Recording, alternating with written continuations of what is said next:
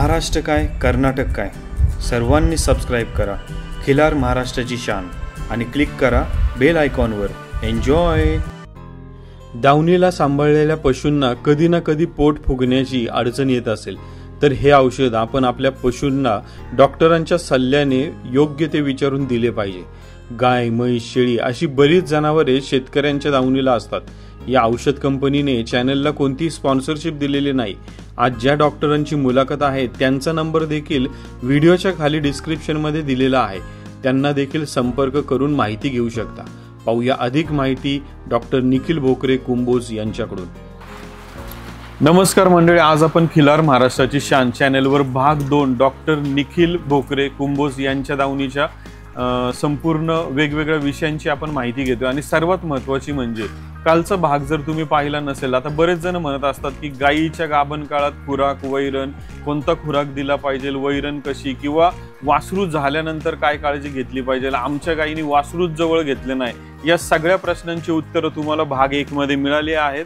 खाली डिस्क्रिप्शन मध्ये त्याची लिंक दिली आहे, व्हिडिओच्या शेवटी लिंक दिलेली, ती पाहायला विसरू नका। डॉक्टर नमस्कार, आजच्या भाग 2 मध्ये तुमचं स्वागत आहे। डॉक्टर, आजचा खरा तर आज आमच्या प्रेक्षकांना आपण सांगितलेलं आहे की आजचं सिमेन या विषयावरती आपण बोलणार आहोत। तिकडे जायच्या अगोदर आम्ही पाहत असलेल्या या गायीबद्दल आम्हाला माहिती द्या। कुठून घेतली, काय घेतली, किती वेळ झाली, सध्या कोणत्या बैलावर गाभण आहे? आम्ही गाय घेतली मंगळवेढ्यामध्ये, पूर्ण खराब झालेली होती, तिथं खराब होती। गाय घेतली आपण तिथून गाय घेतली। आता गायची स्टोरी सांगायची म्हणजे तर खूप मोठी आहे स्टोरी। तिथून गाय आणली घरी इकडं। वडिलांना ते खिलार बैलांचा त्यांना नाद होता, पण गाय होती पण एवढी खराब, आपल्या गोट्यात गाय चांगली नाही दिसणार म्हणून वडील ॲक्सेप्ट करत नव्हते। मला बाकीचं काही माहीत नाही, गाय तेवढी देऊन टाकायची कोणाला तर। गाय आणि खाली वासरू होतं, पाडी होती गायला। मग ती पाडी आमच्या इथं मित्रांना दिली पाडी, मग गाय तेवढीच होती। दूध ते सगळं बंद झालेलं होतं।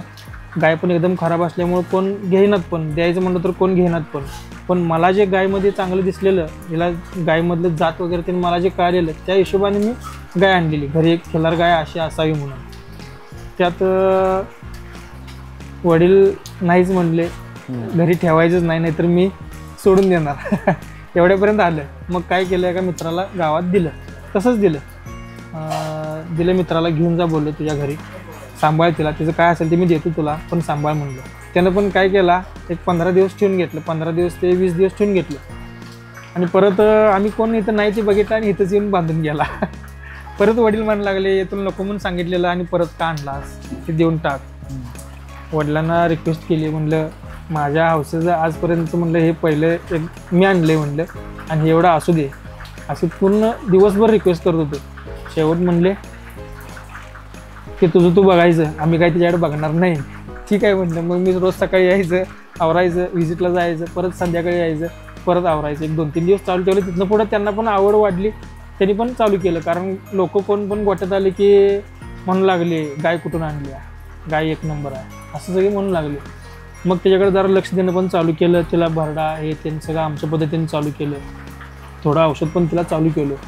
मग एक 8 दिवस गेल्यानंतर गायची एक एवढी कास दिसायला लागली। वडील म्हणायला लागले की दूध त्यांनी काय देईल, काय बघूया का ट्राय आपण, बघा म्हणलं देईल। पण गायनं काय नाही, व्यवस्थित एक 200 ml दूध दिलं। तिथून पुढं वाढत रोज सकाळी एक टाईम बिगर वासराचे, आपण जे वासरू मेल्यानंतर जे आपण औषध जे वापरतोय गायची लक्षण बघून, तसं हिला लक्षणं बघून मी तिला वासरू मेल्यानंतर जे औषध लागतं ते हिला दिलं। त्यामुळे काय होतंय, ही मालकाला ॲक्सेप्ट करून घेते वासरू म्हणूनच। असं केल्यानंतर तिला जे दूध फुटलं परत, आणि दूध चालू झालं, ते रोज एका टाईमला सकाळी नाही म्हणलं तर 2-2.5 लिटर दूध देऊ लागले। परत मग 3 महिन्यानं भरून घेतलं। सतीश होनराव हिवरगाव यांच्या बैलाकडनं गाय भरली। त्याच्यावर गाय एकदा व्याली, खोंड झालेला, खोंड दिला। परत आता गाय महादेव माळी आपलं हारुगिरी यांच्या बैलावर गाभा आहे। आता 8वा महिना चालू आहे गायला। ओके डॉक्टर, आता तुम्ही म्हणले की सुरुवातीला वडील नकोच म्हणतोय, आज काय म्हणतात ते वडील? आज कोणाला द्यायचं नाही म्हणतात, मी जर द्या म्हणलं तर नाही म्हणतात। ओके, धन्यवाद डॉक्टर। ह्या प्रत्येकाच्या दावणीला गाय असणं याचा एक वेगळा इतिहास किंवा त्याच्या मागची एक वेगळी कहाणी प्रत्येकाकडेच आहे आणि ती ऐकण्यासारखी आहे। डॉक्टर, आता गायीकडे बघून आज एक प्रश्न म्हणजे आवर्जून मला आणि प्रेक्षकांना पण विचारायला आवडेल गाईची जी शिंग आहेत याच्यासाठी किती मेहनत तुम्ही, कदाचित ह्याच्या मागची मेहनत आज आम्ही म्हणजे कदाचित तुम्ही की घेतली 24 तास असेल, पण सांगताना 5 मिनिटात सांगाल, तर किती मेहनत त्या शिंगांमागे आहे, म्हणजे आहे का खरंच, का ती गायीने तिच्या मनाने केली, किंवा आम्ही असं ऐकलंय की कासऱ्यात अडकवणं, त्यात परत हे करणं, शिंग इकडं तिकडं जाणं किंवा दावणीला घासणं, काय मेहनत घ्यावी लागते शिंगांना? शिंगांची मेहनत जर म्हणलं तर त्यांना जरा जपावं लागते, कारण जनावराला ज्यावेळी खुमखुमी ज्यावेळी त्याची वाढते त्यावेळी शिंगाबरोबर खेळायला ते चालू होते. शिंगाबरोबर खेळताना मग ते शिंग मोडू शकते, वाकडं होऊ शकते, असं भरपूर हे होते. त्यावेळी आपण बांधताना बाबा शक्यतो करून असं बांधावं की जेणेकरून त्यात त्याने शिंग अडकून घेतलं नाही पाहिजे, आणि जरी घेतलं तरी ते लगेच निघता आलं पाहिजे. असं आपण बांधून घ्यावं. आणि शिंगाला जर म्हणलं तर ती मुळेच पहिल्यापासून ती शिंग आहे तर चांगली, त्यात थोडंफार आपण तेल पाणी वरच्यावर सगळं व्यवस्थित करून घेणे, तिथली केस वगैरे तिने कापून घेऊन जागा स्वच्छ ठेवून व्यवस्थित मॉलिश तेल पाणी करणे, त्यामुळे पण शिंग व्यवस्थित राहतात. एकदम शिंगांची वाढ ही जन्मजात त्याच्या वंशावळीमधून येत असते का आपण पण काही त्याला औषध द्यायचं नाही? वंशावळीतून 100% म्हणता येते. ज्या जनावराला, ज्या हिला आईला असू दे किंवा याच्या वडिलांना असू दे, ज्याला शिंग आहे त्याला शिंग हे येणारच, पण ते आपण कसं जपतोय त्याच्यावर राहिलं. एक जणांचं काय होते, कलर करतात, पण ते कलर केलेलं चांगलं नाही, कारण जनावर जे आहे ते शिंगावर पूर्ण ते मेंटेन करत असते ऋतू. हिवाळा, पावसाळा, उन्हाळा जे आहे हे तिन्ही ऋतू ते शिंगावर मेंटेन करत असते स्वतःच्या. त्यामुळे शिंगाला कलर लावणे तिचं ते ऋतूमधलं बदल तिला करणं अवघड जाते. त्यामुळं शिंग त्याची मेन आहे, त्यामुळे शिंगाला कलर कधी करू नये. हाय असं व्यवस्थित तेल पाणी तुम्ही करत चला. काही जण विचारतात औषध पण आहे का, असं काय औषध आहे शिंगवाडीला? असं काय औषध नसते. हाय नॅचरली आपण जे म्हणतोय फॉस्फरस, झिंक, शक्यतो करून झिंक हा हे आहे प्रोडक्ट आहे, ते जास्त असावं त्याच्या खाण्यात वापरण्यात, त्यामुळे शिंग गायची चांगली येतात. शिंग वाढण्यासाठी, नक्की वाढण्यासाठी जास्त करून झिंक हेच जास्त काम करत असते माझ्या माहितीनुसार. तर ते वापरलं तरी चांगले शेंगा निघतात. धन्यवाद डॉक्टर, आम्ही गायीबद्दल माहिती घेतली. आता आपण मूळ विषयाकडे जाऊया. आज आमचा सगळ्यांचा एक प्रश्न आहे की सिमेंट भरलं पाहिजे का नाही, हा पहिला प्रश्न. आणि दुसरा प्रश्न, आणि आम्हाला त्याचं उत्तर किंवा मार्गदर्शन आम्हाला तुमच्या माहिती, तुम्हाला जेवढं आम्हाला सांगता येईल. तो दुसरा प्रश्न असा की आज महाराष्ट्र कर्नाटकामधले जे टॉपचे ओळ आहेत त्यांचं सिमेंट आपण कलेक्शन करून ठेवू शकतो का, कसं, तर काय केलं पाहिजे, किंवा ह्या 2 प्रश्नांचं उत्तर हवं आम्हाला. कसं आहे, तुम्ही सिमेंट जर भरायचं जर म्हणला तर शक्यतो करून गायींना वळू दाखवलेलं सगळ्यात चांगलं, नैसर्गिक रेतन केलेलं चांगलं. सिमेंटचं काय होतंय, गायीला माहीत नसते बाबा कोण आहे, कुठला वळ आहे, काय आहे, ते गायीला पण माहीत नसते. ज्यावेळी गाय तुम्ही भरता, गाय भरल्यानंतर वळू मालक म्हणतात तोंडापुढं वळू घ्या, बरोबर का? त्यावेळी का, तर आईनं त्या वळूचा चेहरा लक्षात ठेवावा आणि तसं आपल्या पिल्लावर संस्कार करून तसं आपलं पिल्लू त्याने टाकावं. ह्यासाठी काय करतात, त्याला वळू दाखवलेलं असतं. त्यावेळी ती वळू पूर्ण आपल्या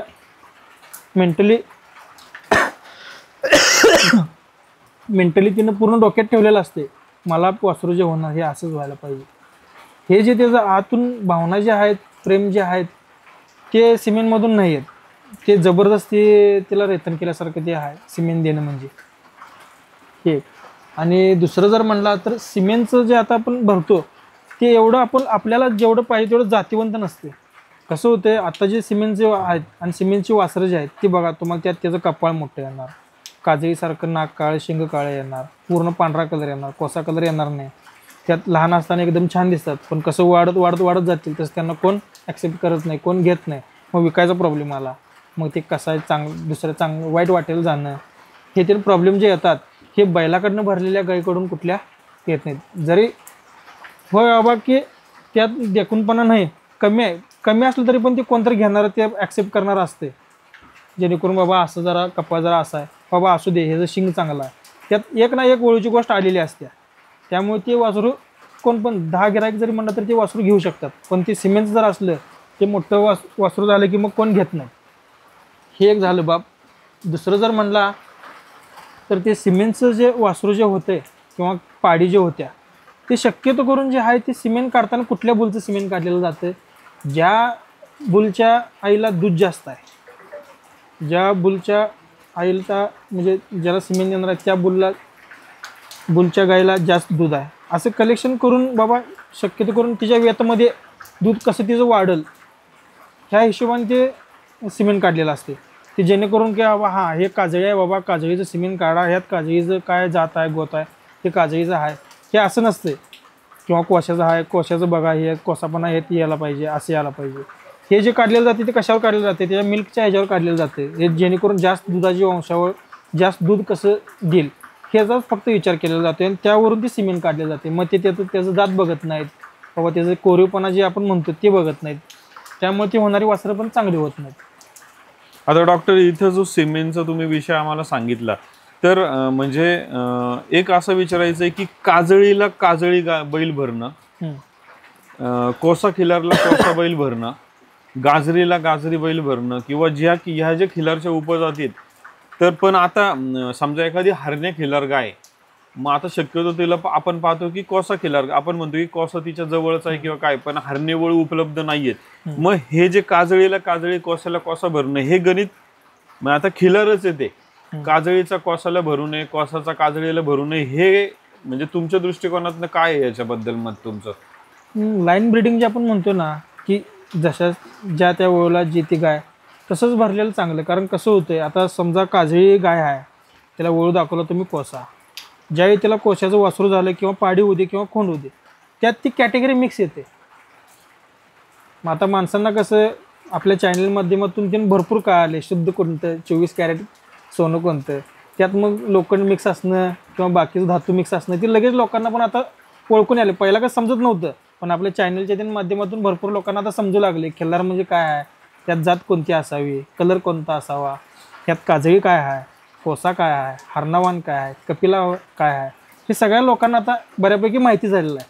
त्यात ते कॅटेगरी मिक्स असले की मग ते परत द्यायला प्रॉब्लेम म्हणा किंवा घरी सांभाळायला तर ह्याला वासरू आता होणार आहे काजळी होऊ शकते किंवा डायरेक्ट कोसं तर कोसं होऊ शकते, हे असं सगळं होऊ शकते, गोंधळ उडू शकते. त्यामुळे शक्यतो करून काजळी टू काजळी, कोसा टू कोसा, हरणा टू हरणा असं झालेलं चांगलं. आता तुम्ही हे जे उत्तर दिलं तर याच्यातनं असं कधी होऊ शकतं की समजा ह्या गायीच्या म्हणजे एखाद्या गायी किंवा बैलाच्या एखाद्या जनरेशन मध्ये असं काही क्रॉस झाला असेल तर ते पुढच्या 5-6 पिढीनंतर पण ते त्याच्यातला म्हणजे काजळी वळू कोसाला भरला असेल तर हा जो काजळीचा गुण आहे 5-6 जनरेशन नंतर सुद्धा आपल्याला दिसू शकतो येऊ शकतो. कसं होतंय, आपण जसं म्हणतोय हे ज्या आजावर गेल्या, पंजीवर गेल्या, ही जी पंजी असं दिसत होती, आपण माणसांच्यात जसं आहे सेम तसं ह्यांच्यात पण आहे बाबा. ह्याच्या आता संघच्या मामांच्या खासदार वळू जो होता त्याची पोटची जी गाय आहेत, पाड्यातीन आहेत, म्हणजे माया बघण्यात तीन जरा असं कसं ती जरा वेगळंच वाटते. कारण तिला शिंग म्हणा, माप म्हणा, सगळं काही चांगलं आहे आणि तिचं त्याबरोबर तिचं पूस पण चांगला आहे. आता एवढ्या पाड्या पुढं आल्यात, त्याच्या पाड्या असं होत आल्यात, पण त्यात एखादं वासरू कसं मागल्या ह्याच्यावर टाकलं जाते. म्हणजे मी पण फिरून बघितलं आहे, त्यात त्या गायी ज्यांच्याकडे गाय आहेत त्यांची वासरू पण सगळ्यांची बघा एकदम 1 नंबरमध्ये निवडत गेलेली आहेत, असं पण आहे. तसंच यांचं पण कसं आहे, जे ते लाईन टू लाईन केलेलं चांगलं, नाहीतर ती पुढं आता उद्भवते. आता समजा आता ही गाय आहे म्हणून समजा, हिचं वडील जे आहे ते काजळी आहेत, आता आपण भरलो हिला कोसा, पण होणारं वासरू जे आहे ते काजळी मिक्स पण होऊ शकते, असं पण प्रॉब्लेम होतात. किंवा हिला पाडी झाली, त्या पाडीला काजळी पण होऊ शकते. आपण कसं देतोय त्याच्यावर राहते ना त्यात, किंवा कॅटेगरी थोडं का मिक्स येते. लाईन टू लाईन केलेलं ब्युटी. मग हे मिक्स जे झालेलं जनरेशन ह्याच्यामुळं शेतकऱ्यांना विक्री करताना प्रॉब्लेम येतो, प्रदर्शनात घेऊन जाताना अडचणी येऊ शकतात. प्रदर्शनमध्ये तर 100% प्रॉब्लेम येते. डॉक्टर, तुम्ही आता नुकतंच खासदार बैलाचा उल्लेख केला आणि खासदार बैलाच्या कालवडीन त्यांना होणारी वासरं किंवा काही या चांगल्या पद्धतीच्या पडत आहेत. आता दुसरा प्रश्न ह्याच्याशीच निगडीत आहे की आता खासदार बैल तर बडवून मोकळे झालेत, तो आज पुण्यामध्ये चांगलं काम करतोय, पण तो एका मोठ्या मापाचा सुंदर जातीवंत बडाव बैल म्हणून त्याची ओळख आहे. पण आज आपल्याला त्याच्यापासून वासरं तर डॉक्टर घेता येत नाहीये.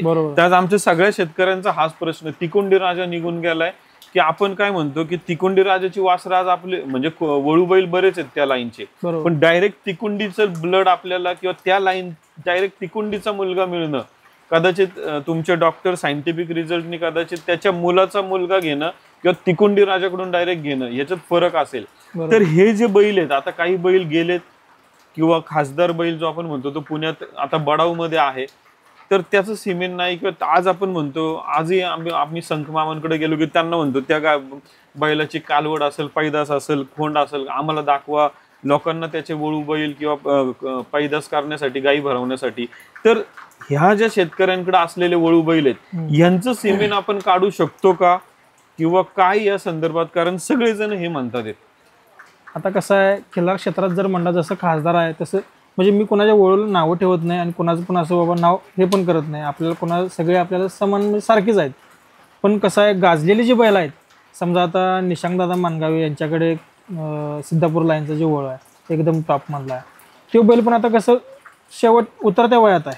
संघच्या मामांच्याकडे पण आहे, तो पण उतरत्या वयात आहे. असं भरपूर वळं आहेत, उतरतं वय त्यांचं चालू आहेत. पण सगळ्यांना काय ती खाणीवरून प्रसिद्धी झाली आहेत. बाजी असू दे, असं कसं सरपंच म्हणा, हे त्यांना असं आता जे आहेत हौशाची लाईनची, ती कसं आहे, आता ह्यांचं हे काढता येते, काय सिमेंट काढता येते. तसं आमचं म्हणजे काम पण चालू आहे. निशांगदादांच्या बैलांच्यावरून ट्रायल हे करायचं आहे. त्या बैलाचं कांड्या आता तयार झाली आहेत. पण ते कसं झालं आहे, जर कांड्या जर काढल्या तर आत्ता जे ओळ आहे त्यांचं मार्केट पूर्ण जाणार आहे. कोण गाय तिथंपर्यंत घेऊन जाणार नाही. सगळी काय म्हणणार, आम्हाला ह्या बैलाचं सिमेंट द्या, आम्हाला त्या बैलाचं सिमेंट द्या. पण त्याच्यावर आता तुम्हीच तोडगा काढा, हे आता कसं आता मग डॉक्टर, जर असं होत असेल तर मग आपण असं काही करू शकतो का, की बाबा बैल हयात आहे तोपर्यंत त्या बैलाचं सिमेंट कलेक्शन करून त्या शेतकऱ्याच्या परमिशनने किंवा त्या शेतकऱ्याच्या सहकार्याने काढून ठेवायचं. आणि जसं म्हणतोय की समजा बैल आता पुढे त्यांनी विक्री केला किंवा तो बडाव क्षेत्रामध्ये गेला, बऱ्याच जणांचं म्हणणं असतं की आमच्या दावणीचा बैल पालखीला गेला पाहिजे, चांगल्या पुढच्या एखाद्या कामाला गेला पाहिजे, मग ते देतात, मग त्याला पुढे बढावला जातो.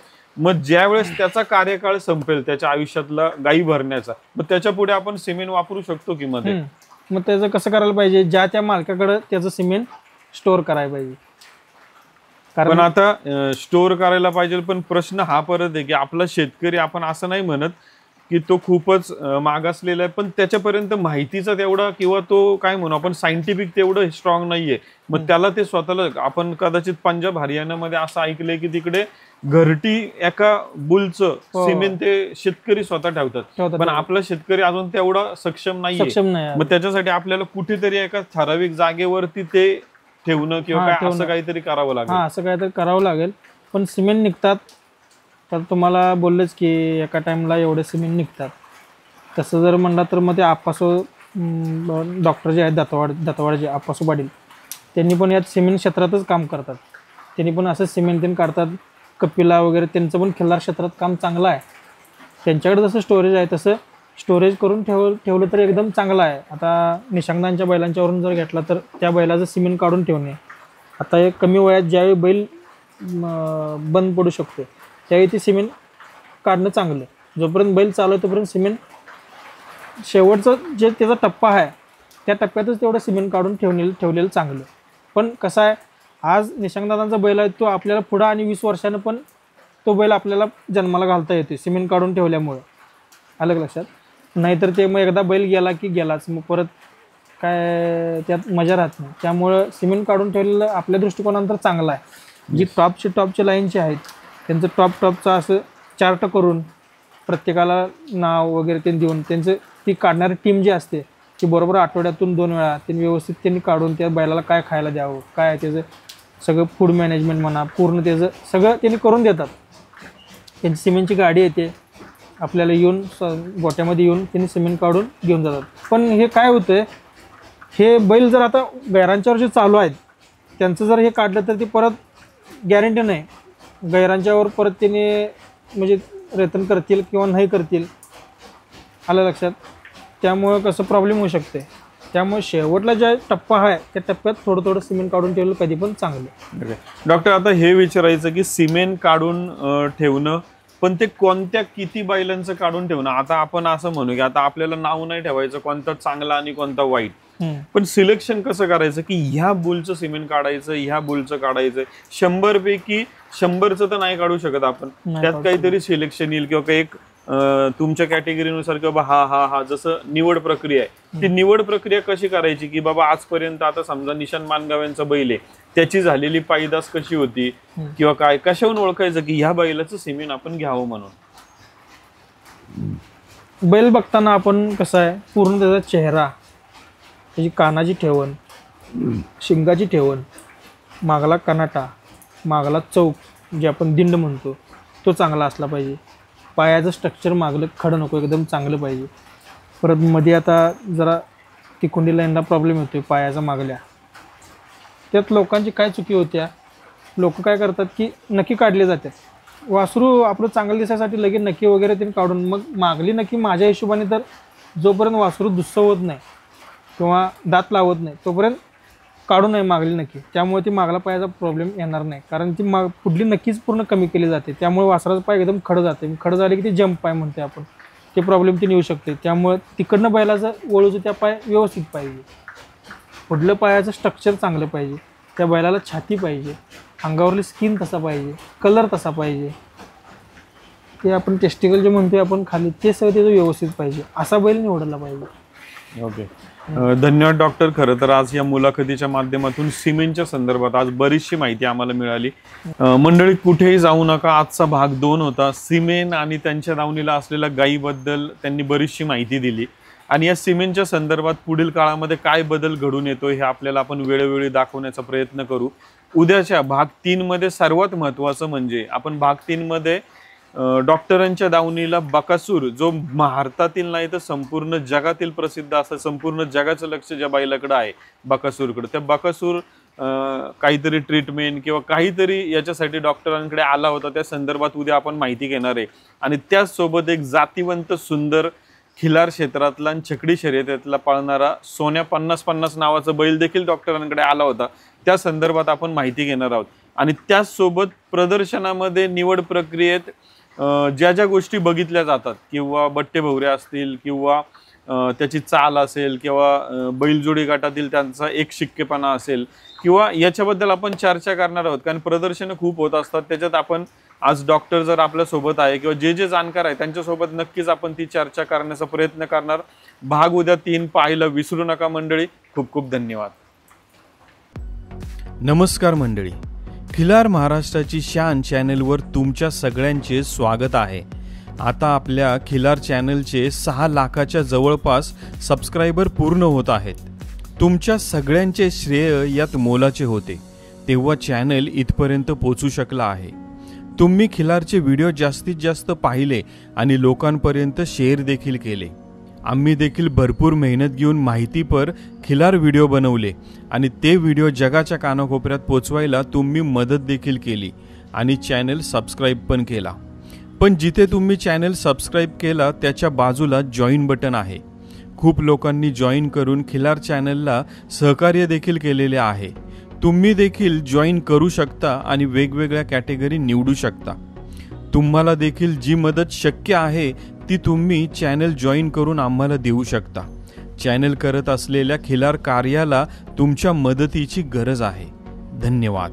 खिलार महाराष्ट्राची शान. खिल्लार महाराष्ट्राची शान.